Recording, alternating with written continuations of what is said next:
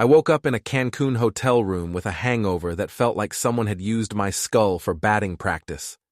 The first thing I noticed wasn't the pounding in my head or the taste of tequila and regret in my mouth. It was the silence. No sound of Sabrina's morning routine, no hairdryer, no clicking of makeup containers on the bathroom counter. Before we dive deeper into this story, I have one small request. Please subscribe, drop a like, comment, and hit that hype button to boost this channel so more people can discover these incredible Reddit stories. The second thing I noticed was the note on her pillow. LOL, you looked so peaceful. Prank. I went home early. Figure it out. S. I stared at the piece of hotel stationery, reading it 3 times before the words actually penetrated my alcohol-soaked brain. My wife had left me in Mexico, as a prank. Nothing says true love like international abandonment, I muttered to the empty room. I stumbled to the bathroom and splashed cold water on my face, trying to piece together the previous night. We'd been at the resort bar, drinking those ridiculous drinks with the little umbrellas. Sabrina had been flirting with some guy from Dallas while I nursed my beer and watched the waves crash against the beach. I remembered feeling tired, telling her I was going to bed early. She'd kissed my cheek and said she'd be up soon. Apparently, soon meant never, and up meant on a plane back to Maine. I checked my phone. 17 missed calls from Sabrina, all from the past hour. The first few texts were cheerful. Hope you're not too mad, it's just a joke. But they quickly escalated to increasingly frantic messages. Danny, call me back. This isn't funny anymore. I'm scared you're really angry. I wasn't angry. I was something much colder than angry. I checked my wallet. She'd left me exactly enough cash for one more night at the hotel and a taxi to the airport. How thoughtful. My credit cards were still there, but knowing Sabrina, she'd probably already called the bank with some story about them being stolen. The phone rang again. Sabrina's contact photo, her pouty selfie face, filled the screen. I let it go to voicemail. Instead of calling her back, I got dressed and went down to the hotel bar. It was barely noon, but I figured I was on vacation time, and vacation time meant different rules. The bartender, a friendly woman in her 30s with sun-streaked hair, was wiping down glasses. Rough morning? She asked, taking in what I assumed was my disheveled appearance. Rough wife, I said, settling onto a bar stool. Beer, please. Whatever's coldest. She popped open a Corona and slid it across the bar. Let me guess, she went shopping without you and now you're pouting? She went home without me, and now I'm contemplating divorce. The bartender raised an eyebrow. Seriously? Dead seriously. I'm Danny, by the way. Danny Marks, recently abandoned husband. Susan Carter, she said, extending her hand. And I'm not actually the bartender. I'm a travel writer doing research on resort culture. But Miguel called in sick, and I know my way around a bar, so here we are. A travel writer. Perfect. You can write about the growing trend of wives deserting their husbands in foreign countries. Susan laughed, and it was a real laugh, not the fake tinkle that Sabrina used when she wanted something. That's terrible, but also kind of fascinating from an anthropological perspective. What kind of person thinks abandoning their spouse in another country is funny? The kind of person who posts 37 selfies a day and thinks pranking is a love language. My phone buzzed again. Another text from Sabrina. Danny, please. I'm really worried now. Call me. I showed Susan the message. She read it and shook her head. Let me get this straight. She left you here as a prank, and now she's worried because you're not immediately forgiving her and rushing home? That's about the size of it. And how long have you been married? 3 years. 3 years of this kind of thing. She once pranked me by telling my boss I was quitting, then acted like I was overreacting when I didn't find it hilarious. Susan poured herself a drink, something clear with lime. You know what I think? I think she expected you to panic, beg her to come back, maybe even fly home early yourself. The fact that you're sitting here having a beer instead of melting down is probably driving her crazy. She was right. Sabrina thrived on drama, on being the center of attention. She wanted me to be devastated by her absence, to prove how much I needed her.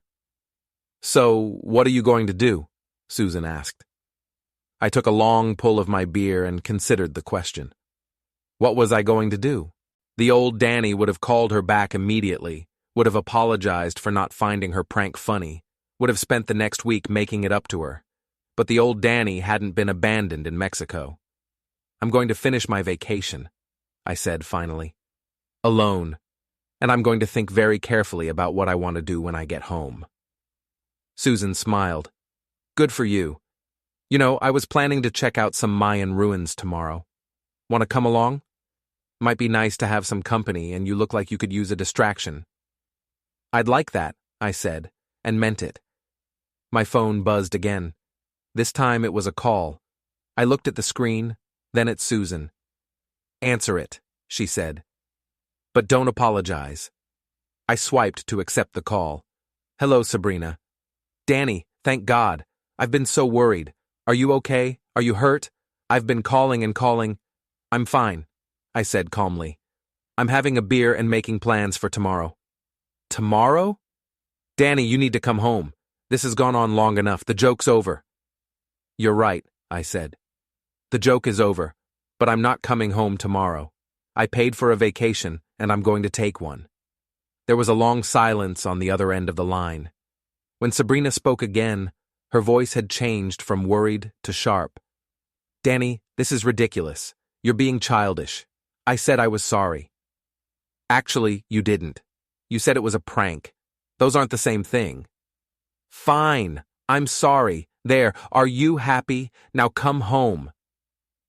Susan was watching me with interest, and I found myself sitting up straighter, feeling more confident than I had in months. "Don't rush home for me, Sabrina. I'm busy." "Busy doing what?" "Living my life, enjoying my vacation, meeting interesting people who don't think abandoning their spouses is hilarious." I could practically hear her teeth grinding through the phone. "Danny, if you don't come home right now, you're going to regret it. I mean it. I'll make your life hell." And there it was. The real Sabrina. The one who emerged whenever she didn't get her way immediately. "You know what, Sabrina? I think you already have." I hung up and turned off my phone. Susan was grinning at me. "How do you feel?" "Terrified," I admitted. "But also, free? Is that weird?" "Not weird at all. So, about those ruins tomorrow. You still interested?" "Absolutely." The next morning, Susan picked me up in a rented Jeep, and we drove inland toward the ancient Mayan city of Chichen Itza. She was good company, smart, funny, and refreshingly straightforward. She didn't play games or fish for compliments or document every moment on social media. "So what do you do back in Maine?" she asked as we walked through the ruins. "IT support for a mid-sized company. Nothing glamorous, but it pays the bills. Sabrina works there too. She's in HR. Office romance?" "Something like that. She was dating my boss when I started. They broke up, she rebounded with me, and somehow 3 years later we were married." I paused, looking up at the massive pyramid in front of us. "You know, saying it out loud, it sounds pretty pathetic." "Not pathetic, just unexamined. Sometimes we drift into things without really thinking about whether they're what we want." We spent the day exploring the ruins, and Susan told me stories about the places she'd traveled, the people she'd met. She had a way of making everything sound like an adventure, even the mundane parts. That evening, over dinner at a local restaurant, she asked, "So what's the plan when you get back?" "Honestly, I have no idea. A week ago, I thought I had my life figured out. Now I'm not sure I want the life I had figured out. That's not necessarily a bad thing. Sometimes it takes a shock to make us realize we've been sleepwalking." I turned my phone back on to check the time and was immediately bombarded with notifications. Dozens of missed calls, text messages, voicemails. I scrolled through them quickly. Sabrina's messages had evolved from angry to pleading to threatening, and back to pleading again.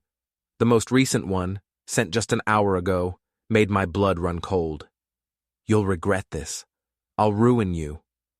Susan saw my expression change. Everything okay? I showed her the message. She read it and frowned. Danny, that sounds like a threat. It is a threat. Sabrina doesn't handle rejection well, or criticism, or basically anything that doesn't go exactly her way. What could she do to you? I thought about it. Sabrina worked in HR, which meant she had access to personnel files, company policies, and the ear of upper management. She was also vindictive and creative when she felt wronged. Probably a lot, I said finally. Then maybe you should go home and do some damage control. I looked across the table at Susan, this woman I'd known for less than 48 hours but who had already shown me more genuine kindness and respect than my wife had in months. Yeah, I said. I think you're right. The flight back to Portland was turbulent, which seemed fitting. I'd spent the plane ride trying to prepare myself for whatever Sabrina had planned, but I knew her well enough to know that she'd probably already set several schemes in motion.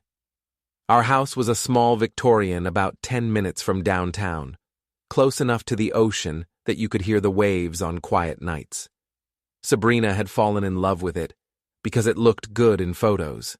I'd liked it because it had character and a decent workshop in the basement. When I pulled into the driveway, every light in the house was on. Sabrina's car was there, along with another car I didn't recognize, a red BMW that screamed, "Trying too hard." I sat in my truck for a moment, gathering my courage. Through the front window, I could see Sabrina moving around the living room, gesturing animatedly. She wasn't alone. The front door opened before I could knock. Sabrina stood there wearing the dress she only wore when she wanted something, a little black number that she thought made her look sophisticated, but mostly just made her look like she was trying too hard. "Danny," she said, throwing her arms around me before I could react. "I'm so glad you're home. I was so worried." She was performing, I realized. The hug, the concern, the outfit, it was all for whoever was in the living room. "Sabrina," I said, extracting myself from her embrace. "We need to talk." "Of course we do, honey. But first, there's someone here I want you to meet. My friend Marcy came over to keep me company while I was worried sick about you." Marcy turned out to be a blonde woman about Sabrina's age, with the kind of artificially perfect appearance that suggested regular trips to expensive salons. She looked me up and down with obvious disapproval. "So you're the husband who disappeared to Mexico," she said. "Sabrina's been beside herself." "I didn't disappear," I said evenly. "I finished the vacation that Sabrina abandoned me on." Marcy's eyes widened, and she looked between Sabrina and me like she was watching a tennis match. "Danny's just tired," Sabrina said quickly. "It was a long flight. Marcy, maybe we should continue our conversation tomorrow." Marcy took the hint and gathered her purse. "Of course. Danny, it was interesting to meet you." She hugged Sabrina and whispered something in her ear that made Sabrina's smile falter slightly. After Marcy left, Sabrina and I stood in the living room, looking at each other across a suddenly vast distance. "So," she said finally, "are we going to talk about this like adults?" "I'd like that. Let's start with why you thought abandoning me in another country was funny." Sabrina sighed and sat down on the couch, patting the cushion beside her. I remained standing. "It wasn't supposed to be a big deal, Danny. You were so stressed about work, and I thought a little surprise would shake things up, make the trip more memorable. Mission accomplished. I'll never forget it. You're being dramatic. I left you money. I made sure you had a way home. You left me just enough money for one more night. And you didn't make sure I had a way home. You made sure I had the cheapest possible way home. I thought you'd think it was spontaneous. Romantic." I stared at her. "Romantic?" "Sabrina, there's nothing romantic about waking up alone in a foreign country with a note telling you to figure it out yourself." Her expression shifted, the fake sweetness falling away. "Fine. You want to know the truth? I was bored, Danny. Bored with the resort, bored with the vacation, bored with watching you nurse one beer all night while I tried to have fun. So you left. So I left. And I thought maybe, for once in your life, you'd do something unexpected. Maybe you'd follow me home or extend your trip or, I don't know, show some kind of passion about something. I did do something unexpected. I enjoyed myself without you. That hit home. Sabrina's face flushed and her voice rose. With who? That bartender you mentioned on the phone? Her name is Susan, and yes, I spent time with her. She's a travel writer, and she showed me around the ruins. We had dinner. We talked about interesting things. I'll bet you did. Sabrina's voice was venomous now. How convenient that you found someone to console you so quickly. She didn't console me, Sabrina. She treated me like a human being. There's a difference. Sabrina stood up abruptly. I don't have to listen to this. You're the one who overreacted to a harmless prank. You're the one who stayed away for 3 extra days instead of coming home to work things out, and now you're the one trying to make me feel guilty because you couldn't handle a little spontaneity.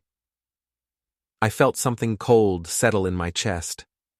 This was classic Sabrina, twist the situation until she was the victim, until I was the one apologizing. A harmless prank, I repeated. Is that what we're calling it?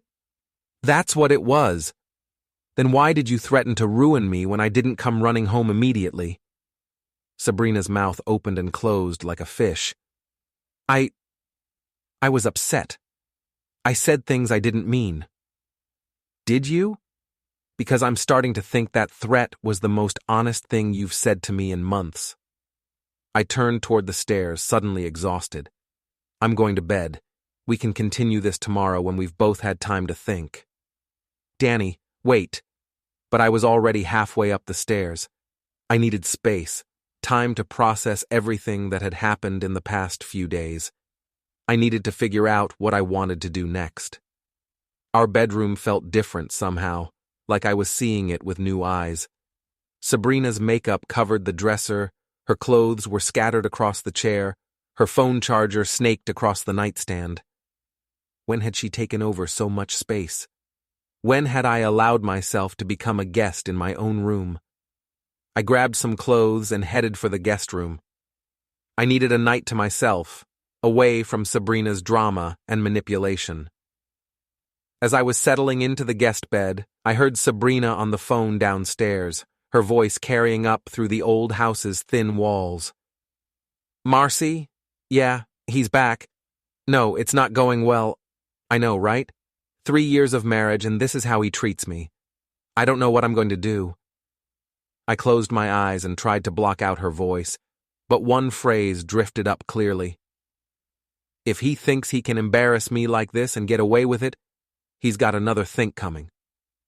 I lay awake for a long time that night, staring at the ceiling and wondering when my marriage had become a war zone. And more importantly, wondering if it was a war I even wanted to fight. The next morning, I woke up to the sound of Sabrina moving around downstairs, making more noise than usual. The smell of coffee and bacon drifted up to the guest room, a peace offering or maybe just another performance. When I came downstairs, she was standing at the stove wearing an apron over her pajamas, her hair perfectly styled despite the early hour. "Good morning, honey," she said brightly. "I made your favorite breakfast." She even made coffee. Something was definitely wrong. "Thanks," I said, accepting the plate she handed me. The eggs were overcooked and the bacon was burnt, but I ate it anyway, watching her face for clues about what she was really up to. "I've been thinking about what you said last night," she said, settling across from me with her own plate. "And you're right, the Mexico thing wasn't funny. I'm sorry." It was the first time she'd actually apologized, but something about it felt rehearsed. "Okay," I said. "Thank you. I was thinking maybe we could start over, go to counseling, work on our communication. What do you think?" I studied her face. She looked sincere, but then again, Sabrina was good at looking sincere when she wanted something. "I think that might be a good idea," I said carefully. She beamed at me. Great. I already called Dr. Martinez's office. We can get in next week. Already called. Of course she had. Sabrina didn't do anything without a plan. After breakfast, she announced that she was going shopping with Marcy and would be gone most of the day. Girls' day, she said, kissing my cheek. We both need to decompress after all this drama. I waited until her car disappeared down the street, then went upstairs to our bedroom. If Sabrina was planning something, and my gut told me she was, there might be clues in her usual hiding places. I started with her dresser drawers, feeling like a criminal, but knowing I needed to protect myself. In the back of her underwear drawer, I found a phone I'd never seen before, a cheap prepaid cell phone with a pink case. My hands were shaking as I turned it on. The phone was password protected, but I knew Sabrina well enough to guess. Her birthday, backwards. The phone unlocked. The text history made my blood run cold. The most recent conversation was with someone labeled E. E. Can't wait to see you tonight, same place? Sabrina. Yes, Danny's being weird since Mexico, but he'll get over it. E. What if he doesn't? Sabrina. Then we'll have to be more careful, or less careful. I'm getting tired of sneaking around. E. You know I can't leave Linda right now. The kids. Sabrina. I'm not asking you to leave her. I'm asking you to prioritize me. The conversation went on, getting more explicit and more damning. But it was the timestamp that made me sick. These messages were sent yesterday, while I was flying home from Mexico, while she was supposedly worried sick about me. I scrolled back through the message history. Weeks of conversations, plans to meet, complaints about their respective spouses. And then I found the photo that made everything clear. A selfie of Sabrina and a man I recognized from work, Eric Lang, her boss, taken in what was unmistakably our bedroom. The timestamp showed it was taken 3 days ago. While I was in Mexico, recovering from her prank, I sat on the edge of the bed staring at the phone, feeling like the world was tilting sideways. The Mexico trip, the prank, the abandonment, it had all been planned. She'd wanted me out of the way so she could have the house to herself and her lover. My phone rang, startling me. It was Nelson, my best friend, and the closest thing I had to a brother. Hey man, heard you were back from Mexico. How was it? Complicated, I said. Nelson, I need to ask you something. Have you seen Sabrina around town while I was gone? With anyone? There was a pause. Danny, why are you asking? Because I think she's having an affair, and I need to know if I'm crazy or if other people have seen something. Another pause, longer this time. Shit, man. Yeah, I saw her at the Blue Anchor 2 nights ago. She was with some guy in a suit, and they were close. Really close. I almost called you, but I figured maybe it was a work thing. The Blue Anchor was a dive bar on the outskirts of town, the kind of place you went when you didn't want to be seen. It was also where Nelson worked as a bouncer on weekends. What did the guy look like? Older than you, probably early 40s. Dark hair, expensive watch. Looked like he thought he was hot shit. Eric Lang. It had to be. Danny, you okay? You want me to come over? No, I'm okay. Just processing. Thanks for telling me. What are you going to do? I looked at the phone in my hand, at the evidence of my wife's betrayal. I'm going to think about it. And then I'm going to do something. After I hung up with Nelson, I took photos of the most damning text conversations with my own phone, then carefully put the secret phone back where I'd found it. I needed time to plan, to figure out my next move. I spent the rest of the day in my workshop, supposedly organizing tools, but really just trying to process what I'd learned. Sabrina came home around dinner time, full of stories about her day with Marcy, chattering about sales and gossip as if nothing had changed. But everything had changed. I sat across from her at dinner, watching her perform the role of loving wife, knowing that she'd been in our bed with another man just days ago. You're quiet tonight, she said. Everything okay? Just tired, I said. It's been a long week. Well, maybe we can have an early night, she said, giving me a look that was probably supposed to be seductive.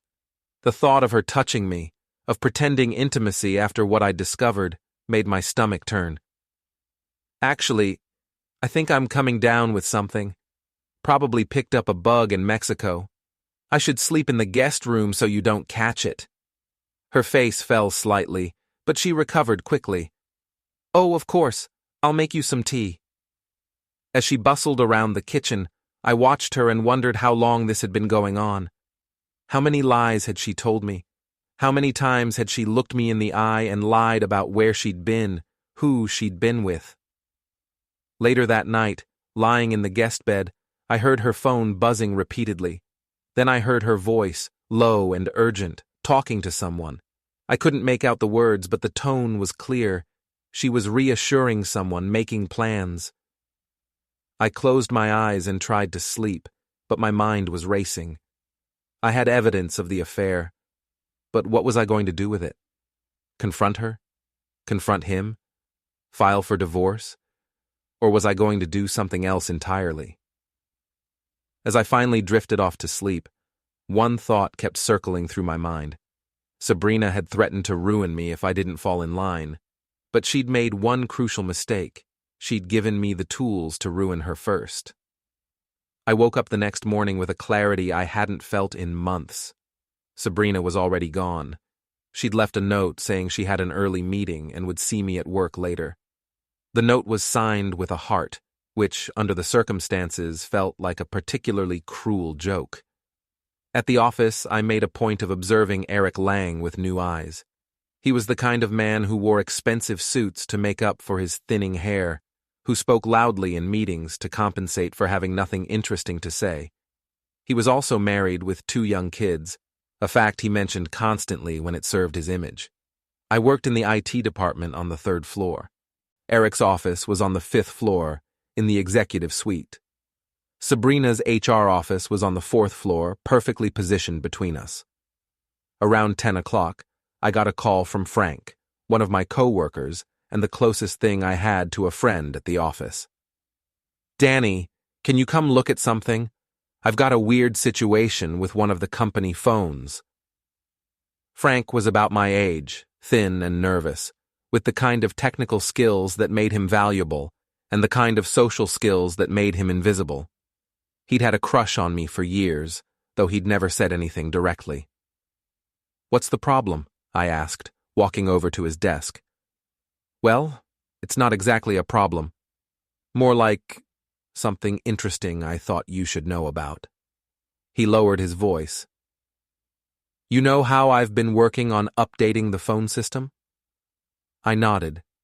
Frank had been tasked with upgrading all the company cell phones to a new system. I've been recovering data from the old phones before wiping them, and I found something on one of the HR department phones, something that might concern you. He turned his monitor so I could see it. On the screen was a list of recovered text messages, and I immediately recognized Sabrina's writing style. This is from Sabrina's old work phone, Frank said quietly. The messages were supposed to be automatically deleted after 30 days, but there was a glitch in the system. They've been backing up to the server. I read the messages, my stomach sinking. They were to Eric, and they were explicit. Worse, they were time-stamped over the past 3 months, meaning this affair had been going on long before Mexico. Frank, I said carefully, why are you showing me this? He looked uncomfortable. Because you're a good guy, Danny, and because what she's doing isn't right. Also because... He paused. Because Eric's been bragging about it. Bragging? To some of the other executives, making jokes about keeping HR happy, talking about how easy it is to manipulate certain employees. He thinks it's funny. I felt a cold rage settle in my chest. It was one thing for Sabrina to cheat on me. It was another thing entirely for Eric to turn it into office entertainment. Can you make copies of these? I asked. Frank nodded. Already done, but Danny, you need to be careful how you use this. If it gets out that I accessed these messages, I could lose my job. I understand. And Frank, thank you. The rest of the morning passed in a blur. I went through the motions of working while my mind raced through possibilities. I had evidence now, solid proof of the affair. But I also had something more valuable. I knew that Eric was arrogant enough to brag about it. At lunch, I drove to the Blue Anchor. Nelson was there, restocking the bar for the evening shift. Danny, didn't expect to see you here during the day. You okay? I told him about the text messages, about Eric's bragging, about the whole sordid situation. Nelson listened without interrupting, his expression growing darker by the minute. That son of a bitch, he said finally. Both of them. What are you going to do? I'm not sure yet, but I think it's time to stop playing defense. Nelson grinned. It wasn't a nice grin. What do you need? Information. Sabrina's friend Marcy, she comes in here sometimes, right? Yeah, usually on Thursday nights with her book club. Bunch of suburban women getting drunk and gossiping. Think you could find out what Sabrina's been telling people about me? About our marriage? Consider it done. What else? I need to know Eric's routine, where he goes when he's vulnerable, and I need to know if there are other people who've noticed what's going on. Nelson nodded. I'll ask around. Quietly. That evening, I came home to find Sabrina in the kitchen, cooking dinner and humming to herself. She seemed unusually cheerful. Good day at work? I asked. Oh, you know how it is. Same old drama. Mrs. Peterson in accounting is convinced someone's been reading her emails, and the marketing department is fighting about the new campaign. She paused. How was your day? Enlightening, I said. She looked at me sharply. Enlightening how? Just getting back into the swing of things. You know how it is after a vacation. We ate dinner in relative silence, but I could feel her watching me, trying to gauge my mood. When my phone buzzed with a text, she practically lunged across the table trying to see who it was from. Popular tonight, she said, trying to sound casual. The text was from Susan. Hope you made it home safely. Thanks for a great couple of days. If you ever need a friend, you know where to find me. I showed Sabrina the message. Her face went through several expressions before settling on forced brightness. That's nice. Your new friend checking up on you. She's a good person, I said. Honest. Straightforward. Refreshing, really. Sabrina's smile became strained. Well, I'm glad you made such a meaningful connection. That night, I heard her on the phone again, her voice urgent and angry. I caught fragments. Acting weird. Suspicious. Need to be more careful. The next morning, she announced that she'd be working late all week on a special project. Big presentation for the board, she said. Might not be home until after 10 most nights. That's dedication, I said. Well, you know how important my career is to me. After she left, I called Frank. Can you track when people badge in and out of the building? Sure, it's all logged automatically. Why? I want to know if Sabrina's really working late, or if she's leaving with someone else. I can check that. Give me an hour. An hour later, Frank called back. Danny, she badged out at 5:30 yesterday, same time as Eric Lang. Want me to keep monitoring? Yes. And Frank, can you also check if Eric's been accessing Sabrina's personnel file? That's a really good question. Let me look. 20 minutes later. Danny, you need to see this. Eric's been in Sabrina's file dozens of times over the past 3 months. He's also been in yours. My blood ran cold. Mine? Why would he be looking at my file? I don't know, but he's accessed it at least 15 times. Most recently yesterday afternoon, right after you and I talked about the text messages. I felt the ground shifting under my feet. This wasn't just an affair. This was something more calculated, more dangerous. Frank, I need you to document all of this. Print everything. Save everything, and be careful. I think we might be in deeper than we realized. That evening, I sat in the guest room, staring at the evidence I'd accumulated. Text messages, badge logs, file access records. A pattern was emerging, and it was worse than I'd thought. Sabrina wasn't just cheating on me. She was working with Eric to manipulate my employment, possibly to set me up for termination. The Mexico prank, the affair, even her sudden interest in counseling, it was all part of a larger plan. My phone buzzed, a text from an unknown number. Stop digging or you'll regret it. I stared at the message for a long time. Then I turned off my phone, went to my workshop, and started planning. If Sabrina and Eric wanted to play games, I was ready to play, but I was going to play by my own rules. The next few days passed in a strange kind of suspended animation. Sabrina continued her charade of working late while I gathered more evidence and refined my plan. Frank had become my unofficial intelligence network, feeding me information about Eric's activities and Sabrina's computer usage. The breakthrough came on Thursday evening. Nelson called just as I was finishing dinner alone, again. "Danny, you need to get down here now." "What's wrong?" "Marcy's here with her book club, and she's had about 4 glasses of wine. She's talking about Sabrina, and you're not going to like what she's saying." I drove to the Blue Anchor faster than I should have, my mind racing through possibilities. The bar was moderately busy for a Thursday night, with Marcy's book club holding court at a large table in the back corner. I could hear Marcy's voice from across the room. She was the kind of drunk who thought volume equaled wit. Nelson caught my eye and nodded toward a booth where I could sit and listen without being obvious. I ordered a beer and strained to hear the conversation.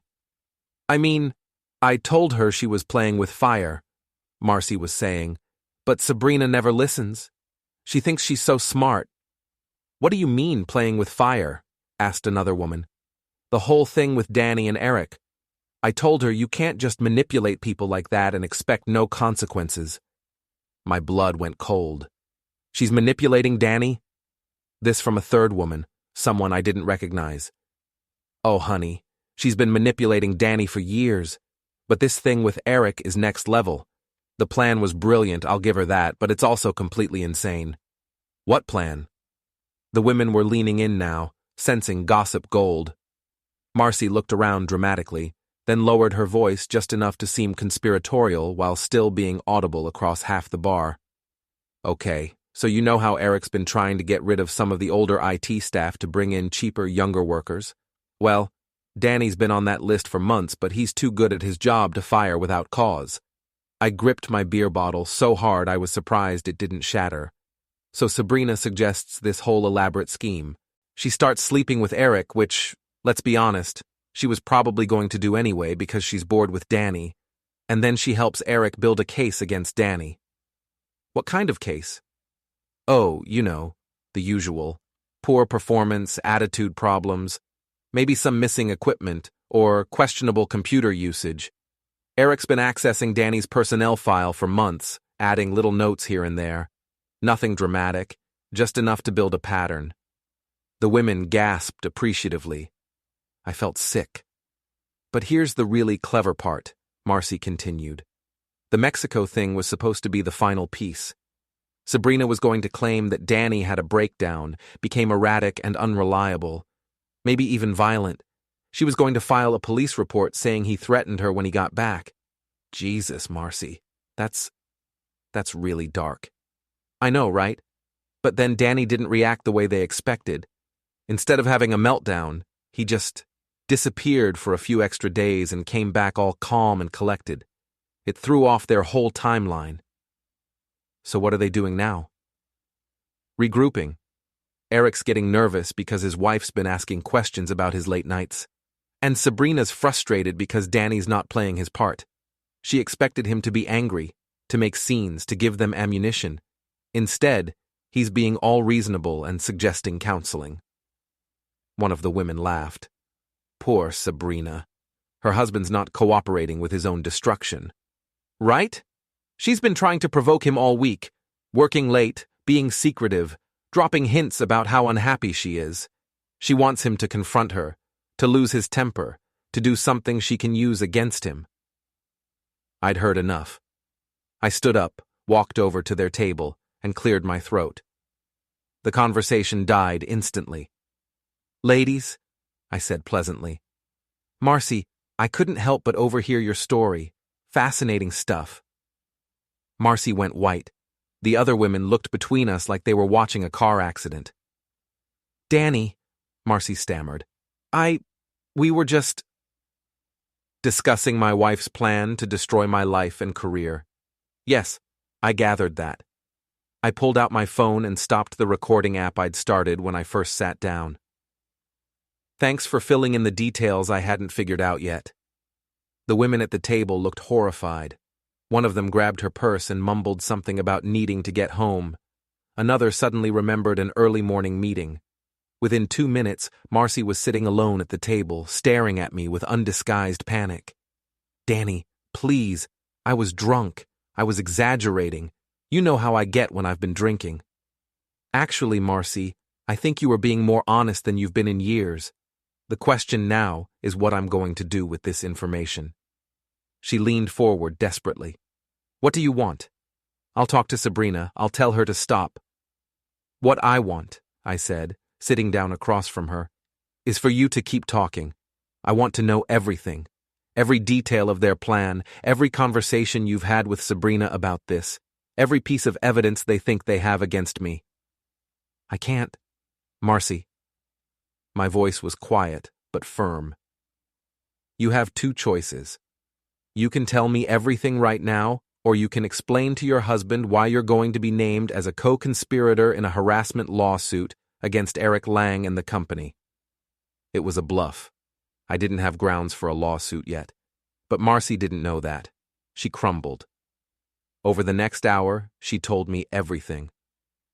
The affair had started 4 months ago, when Eric and Sabrina had to work late on a project together. Eric had been complaining about the IT department's budget, and Sabrina had mentioned that her husband made good money for someone who just fixed computers. That had led to Eric looking into my file, and from there, the plan had evolved. They would document a pattern of poor performance and erratic behavior, culminating in a breakdown that would justify my termination. Sabrina would file for divorce, claiming mental instability and possibly domestic violence. Eric would get to cut his IT budget and have Sabrina all to himself, at least until he got bored. The Mexico prank had been designed to trigger the breakdown. They'd expected me to come home furious and out of control, giving them the ammunition they needed. "But you didn't," Marcy said, looking at me with something like admiration. "You came back calm and reasonable, and it screwed up everything. So what's plan B?" "Sabrina's trying to provoke you into having an affair. She thinks if she can catch you cheating or make it look like you're cheating, she can flip the script and make you the bad guy." I thought about Susan, about the text message Sabrina had seen. The travel writer from Mexico. Exactly. Sabrina's been monitoring your phone, your email, everything. She's looking for any evidence that you've been in contact with this Susan woman. Has she found anything? Not yet, but she's getting desperate. Eric's starting to pressure her to wrap this up quickly. I sat back, processing everything Marcy had told me. The scope of their betrayal was breathtaking. They hadn't just been having an affair, they'd been systematically planning to destroy my life. "Marcy," I said finally, "I want you to do something for me." "What?" "I want you to go home, sleep off the wine, and tomorrow I want you to call Sabrina. Tell her you're worried about her, that you think she's in over her head with Eric. Tell her you think she should confess everything to me and try to work things out." Why would I do that? Because when she refuses, and she will refuse, I want you to suggest that maybe she should be more careful. Maybe she should make sure there's no evidence of what they've been doing. Maybe she should clean up any loose ends. Marcy stared at me. "You want me to make her panic." "I want her to make mistakes. Panicked people make mistakes." "And then what?" I smiled, and it wasn't a nice smile. "Then I'm going to destroy them both." Friday morning, I woke up with the kind of clarity that comes from finally understanding the game you're playing. Sabrina was already gone, another early meeting, but she'd left coffee and a note apologizing for being so busy lately. The note was signed, "Love Always S," which felt like a particularly cruel touch. At work, I made a point of acting normal, even cheerful. I helped Frank with a server upgrade, solved a printer problem for accounting, and made small talk with co-workers. But all the while, I was watching and waiting. Around 10 o'clock, Frank appeared at my desk with a concerned expression. "Danny, we need to talk. Privately." We went to the empty conference room on the third floor, and Frank closed the door behind us. "Eric accessed your file again this morning," he said without preamble. But this time he didn't just look, he added something. What kind of something? A formal reprimand, dated last week, claiming you were insubordinate during a meeting with him about network security. I felt a cold anger settle in my stomach. There was no meeting. I know. I checked your calendar, his calendar, the conference room bookings. No meeting scheduled, no record of any interaction between you two. Can you prove the document was backdated? Absolutely. The metadata shows it was created this morning, but the document is dated 6 days ago. It's sloppy work. I thought about this. Eric was getting desperate, making mistakes. That was good.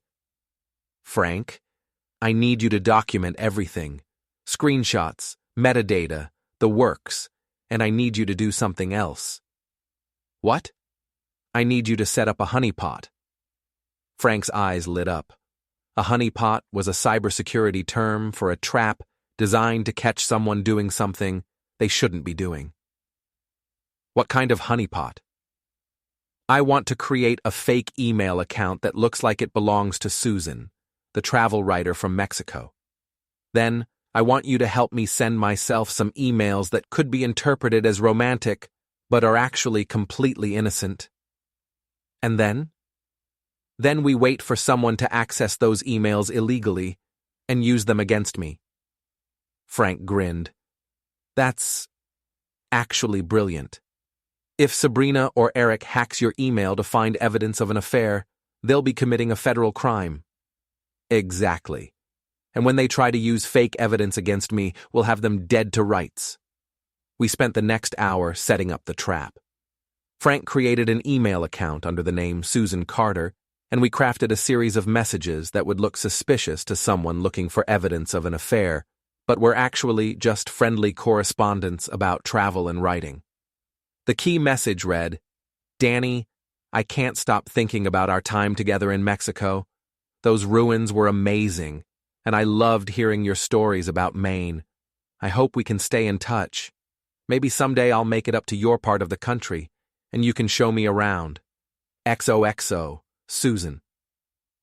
To someone reading quickly, looking for evidence of infidelity, it would seem damning. But every word was literally true and completely innocent. "Now what?" Frank asked. "Now we wait, and we watch." I didn't have to wait long. Around lunchtime, I got a call from Nelson. "Danny, your friend Marcy called Sabrina this morning, just like you asked." I could hear Sabrina's voice through the phone from across the room. She was not happy. What did she say? A lot of swearing, mostly, but the gist was that Marcy needed to mind her own business, and that everything was under control. Good. That means she's rattled. There's more. After Marcy hung up, Sabrina made another call. I couldn't hear much, but she kept saying we need to move faster and I don't care about the risks. Perfect. Sabrina was panicking, which meant she was about to do something stupid. That afternoon, Frank appeared at my desk again, this time with barely contained excitement. "Someone accessed your email account 20 minutes ago," he whispered, "from Sabrina's computer in HR. Did they take the bait? Hook, line, and sinker. They forwarded the Susan emails to an external account, probably Eric's personal email." I felt a surge of satisfaction. "Can you prove it was Sabrina?" "I can prove the access came from her computer during a time when she was logged in. I can also prove the emails were forwarded without your permission, which is a violation of company policy at minimum and probably a federal crime. Document everything. And Frank, thank you. I couldn't have done this without you. He blushed. You're a good guy, Danny. What they're doing to you isn't right. That evening, I came home to find Sabrina pacing in the living room, her phone pressed to her ear. When she saw me, she quickly ended the call. Hi, honey, she said, but her smile was strained. How was your day? Productive, I said. Yours? Oh, you know, same old thing. She paused, studying my face. Danny, can I ask you something? Sure. Have you been in touch with that woman from Mexico, Susan? I looked at her with what I hoped was the right mixture of surprise and confusion. Why would you ask that? I worry sometimes. About us. About whether you're happy.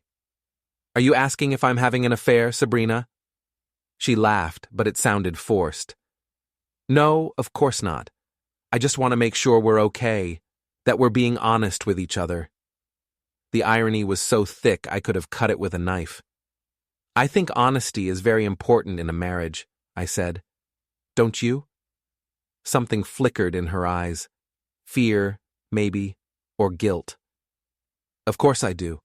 That's why I want us to go to counseling, to make sure we're communicating properly. About that, I said. I've been thinking and I'm not sure counseling is the right approach. She went very still. What do you mean? I mean, maybe we should consider other options. Maybe we should think about what we both really want from this marriage. Danny, you're scaring me. Are you talking about separation? I looked at her, really looked at her. This woman I'd been married to for 3 years, who had been systematically planning to destroy my life while pretending to love me. I'm talking about honesty, Sabrina. I'm talking about putting all our cards on the table and dealing with reality instead of pretending everything is fine. She stared at me for a long moment, and I could see her mind racing, trying to figure out how much I knew and how to respond. Okay, she said finally. You're right. We should be honest with each other. Good. So let's start with this. Where were you really last night when you said you were working late? The question hung in the air between us like a challenge. Sabrina's face went through several expressions before settling on defiance. I was working late, just like I told you. With Eric? She flinched as if I'd slapped her. What are you implying? I'm not implying anything. I'm asking directly. Are you having an affair with Eric Lang? For a moment I thought she might confess. Her face crumpled, and she looked like she might cry. But then something hardened in her expression, and I saw the real Sabrina emerge. How dare you, she said, her voice rising. How dare you accuse me of cheating when you're the one who's been sneaking around with that slut from Mexico? And there it was. The trap had worked perfectly. What are you talking about? I asked calmly. Don't play dumb with me, Danny. I know about the emails. I know about your little romance with Susan, whatever her name is. You've been reading my emails? She realized her mistake immediately, but it was too late. Someone told me. Who told you? Who else would have access to my private emails? She was floundering now, caught between her lie about the affair and her confession about the emails. It doesn't matter who told me. What matters is that you're cheating on me. Show me, I said. What? Show me these emails. If you have evidence that I'm having an affair, I want to see it. She stared at me, trapped. If she produced the emails, she'd have to admit to accessing my account illegally. If she didn't produce them, she'd have to admit she was lying. I don't have to prove anything to you, she said finally. I know what I know. What you know, I said quietly, is that you've been having an affair with Eric Lang for 4 months. What you know is that you've been planning to destroy my career and my reputation so you can be with him. What you know is that you illegally accessed my email account looking for dirt to use against me. Her face went white. That's not... I don't know what you're talking about. Sabrina, I said, pulling out my phone. I have evidence. I have text messages. I have computer logs. I have witness statements. I know about the fake performance reviews. I know about the Mexico prank. I know about everything. She stared at the phone in my hand like it was a snake. You're bluffing, she whispered. Am I? Do you want to find out? We stood there in our living room, looking at each other across a chasm that had opened up between us. 3 years of marriage reduced to this moment of mutual destruction. What do you want? She asked finally. I want you to pack a bag and leave, tonight. I want you to call Eric and tell him it's over, and I want you to pray that I don't decide to press charges for what you've done to me. And if I don't? I smiled, and I knew it wasn't a nice smile. Then tomorrow morning, I'm going to walk into our boss's office with everything I have. I'm going to file complaints with HR, oh wait, that's you, and with the police, and with the state attorney general's office. I'm going to destroy both of your careers and your reputations, and I'm going to enjoy every minute of it. Sabrina stared at me for a long moment, and I could see her weighing her options. Finally, she nodded. Fine, but this isn't over, Danny. You think you're so smart, but you have no idea what you're dealing with. Actually, I said, I think I do. She went upstairs to pack, and I sat down in the living room to wait. Tomorrow, I would start rebuilding my life. But tonight, I was going to savor the moment when Sabrina finally faced the consequences of her actions. The game was over, and for the first time in months, I had won. But as I would soon discover, Sabrina had one more card to play. Sabrina came downstairs 20 minutes later with a suitcase and a look of cold fury that I'd never seen before. She set the bag by the door and turned to face me. I'll be staying at Marcy's tonight, she said. But Danny, you need to understand something. This isn't just about us anymore. What's that supposed to mean?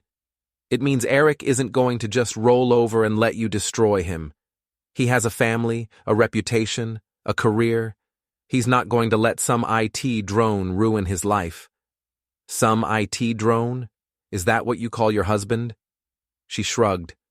If the shoe fits. The casual cruelty of it took my breath away.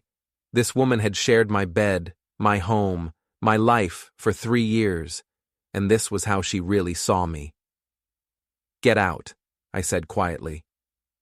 Gladly. But Danny, you should be careful. Eric has connections you don't know about. People who owe him favors. This could get very ugly very quickly. Is that a threat? It's a warning. From someone who used to care about you.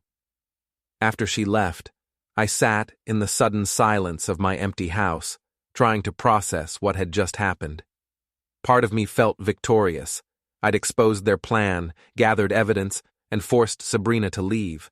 But another part of me felt hollow, like I'd won a battle, but lost something essential in the process. I called Nelson and told him what had happened. Holy shit, man. You did it. You actually did it. Yeah, but she's right about one thing. Eric's not going to just accept this quietly. He's got too much to lose. So what's your next move? I'm not sure. I need to think. But I didn't get time to think. At 6 o'clock the next morning, my phone rang. It was Frank, and he sounded panicked. Danny, you need to get to the office now. What's wrong? Eric's here. He's been here since 5 a.m., and he's been in meetings with the CEO and the head of legal. I think they're trying to get ahead of whatever you're planning. I threw on clothes and drove to the office faster than I should have. Frank met me in the parking lot, looking nervous. They've called an emergency meeting, he said. You, Eric, the CEO, legal, and HR. HR, but that's not Sabrina. They brought in someone from the corporate office. Danny, I think they're going to try to fire you. My blood ran cold. If Eric had convinced the CEO that I was a problem employee, if he'd presented the fake performance reviews and made up some story about my behavior, I could be walking into an ambush. Frank, I need you to do something for me. I need you to send copies of everything we've gathered, the email logs, the fake performance reviews, all of it, to my personal email account. Right now. Already done. I sent it all last night after you called. Good man. Now, do you think you could arrange to be working on something near the conference room? Something that would let you overhear what's being said? Frank grinned nervously. I think the network switch in that area has been acting up. Might need some immediate attention. The meeting was scheduled for 8 o'clock in the main conference room. I arrived 5 minutes early to find Eric already there, looking confident and well-rested. He was wearing his most expensive suit and had clearly spent extra time on his hair. Danny, he said with fake friendliness, thanks for coming in early. I know this is unusual, but we have some concerns we need to address. What kind of concerns? Well, there have been some reports about your behavior lately, performance issues, attitude problems, and then there's the matter of your recent personal difficulties. The CEO, a man named Robert Chen, entered the room along with the legal counsel and the temporary HR representative. Chen was in his 60s, a no-nonsense type who'd built the company from the ground up. Let's get started, Chen said, taking his seat at the head of the table. Eric, you called this meeting. What's the situation? Eric opened a folder and pulled out several documents. Over the past few months, we've documented a pattern of concerning behavior from Danny. Insubordination, poor performance, and most recently, some personal issues that have begun affecting his work. He slid copies of the fake performance reviews across the table. I recognized them from Frank's screenshots, but seeing them in print, presented as official documents, made my anger spike. These reviews show a clear decline in Danny's work quality and attitude, Eric continued, and then there's the matter of his recent breakdown. Breakdown? Chen asked. Danny recently returned from a vacation in Mexico, where he apparently had some kind of mental health crisis. His wife has expressed concerns about his stability, and we've had reports of erratic behavior. I felt the trap closing around me. This was exactly what Sabrina had warned me about, Eric using his connections and influence to control the narrative. Danny, Chen said, turning to me, what's your response to these allegations? This was it. The moment everything hinged on. I could try to defend myself against Eric's lies, or I could go on the offense. I chose offense. Mr. Chen, I said, pulling out my own folder. Before I respond to Eric's allegations, I think you should know that Eric Lang has been having an affair with my wife, and together, they've been engaged in a conspiracy to destroy my career. The room went dead silent. Eric's face went white, then red.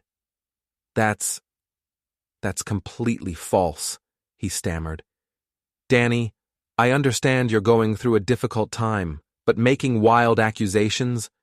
They're not wild accusations, I said calmly. I have evidence.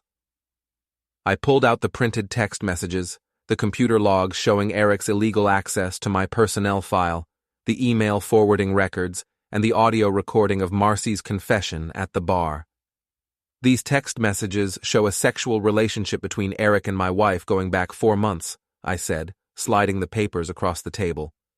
These computer logs show that Eric has been illegally accessing and modifying my personnel file, including creating fake performance reviews, and this audio recording details their plan to frame me for poor performance and mental instability. Chen picked up the text messages and began reading. His expression grew darker with each page. Eric, he said quietly, is this true? This is obviously fabricated. Danny's clearly having some kind of breakdown and he's... The computer logs can be verified by our IT department, I said. The text messages can be authenticated by phone company records. The audio recording includes details that only someone with inside knowledge could know. The legal counsel leaned over to whisper something in Chen's ear. Chen nodded grimly. Eric, Chen said, I'm going to ask you again. Have you been having an affair with Danny's wife? Eric looked around the room like a trapped animal. Finally, his shoulders sagged. It wasn't supposed to happen. It just did. But that doesn't mean... And did you access Danny's personnel file without authorization? Another long pause. I was trying to document performance issues. Did you create false performance reviews? They weren't false. They were interpretations of his behavior. Eric, Chen's voice was like ice. You're fired. Security will escort you out of the building. You have 1 hour to clean out your office. Eric's face went through several colors. You can't do this. I've been with this company for 8 years. I have a family. You should have thought about that before you decided to abuse your position and conspire against another employee. Chen turned to the legal counsel. Draft a termination letter citing cause, and look into what criminal charges might apply here. Eric turned to me, his face twisted with rage. You think you've won? You have no idea what you've done. I'll destroy you. Eric, Chen said sharply. Leave, now. Security appeared as if by magic and escorted Eric from the room. I could hear him shouting threats all the way down the hallway. After he was gone, Chen turned back to me. Danny, I owe you an apology. This should never have happened, and I'm sorry you had to go through this. Thank you, sir. I'm also going to recommend you for Eric's position if you're interested. We need someone in that role who has integrity and technical skills. I blinked in surprise. Thank you. I'd be honored. Good. Take the rest of the day off, get your personal affairs sorted out, and we'll talk about the transition on Monday. As I left the building, I felt like I was walking on air. Not only had I survived Eric's attempt to destroy me, but I'd turned the tables completely. He was fired, disgraced, and potentially facing criminal charges while I was being promoted to his job. But my satisfaction was short-lived. As I reached my truck, my phone buzzed with a text from an unknown number. You just made the biggest mistake of your life. This isn't over. I stared at the message, feeling a chill run down my spine. Eric had been defeated, but he was right about one thing. He had connections, people who might be willing to help him get revenge. I drove home, constantly checking my mirrors, wondering if I was being followed. The house felt different now, empty in a way that went beyond Sabrina's absence. It felt like the calm before a storm. That evening, Nelson called. Heard about what happened at work. Congratulations, man. You did it. Thanks, but I have a feeling this isn't over. What do you mean? I told him about Eric's threats and the anonymous text message. You think he's going to try something? I think Eric's the kind of man who can't accept losing. And I just took everything from him. His job, his reputation, his future with Sabrina. So what are you going to do? I'm going to be ready for whatever he throws at me. And Nelson, I might need your help. You got it, brother. Whatever you need. As I hung up the phone, I realized that while I'd won the battle against Sabrina and Eric's conspiracy, the war might just be beginning. But I'd learned something important over the past week. I was stronger than I'd thought, smarter than they'd given me credit for, and I wasn't going to be anyone's victim. Whatever Eric had planned, I'd be ready.